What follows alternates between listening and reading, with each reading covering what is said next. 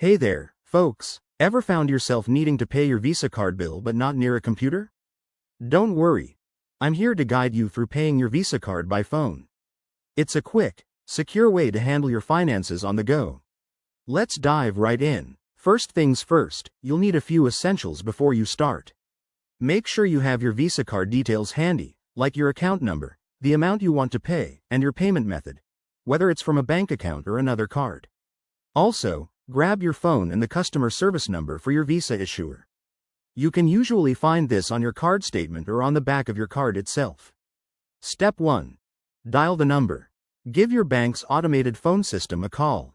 It's often a toll-free number, so no worries about extra charges. Once you're connected, you'll hear a menu of options.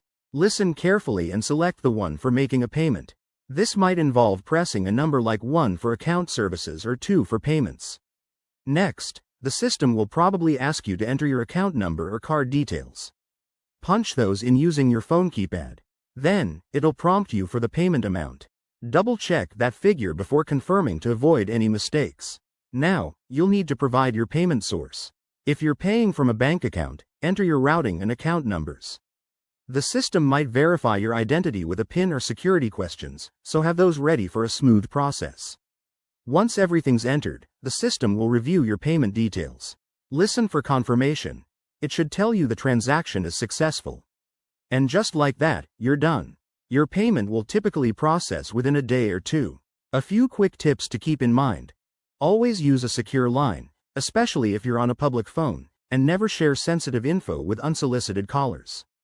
If you run into any issues, like an error message, hang up and try again or contact customer support directly. There you have it. Paying your Visa card by phone is easier than you think. It saves time and keeps you in control of your finances. If you found this helpful, give it a thumbs up and subscribe for more money-saving tips.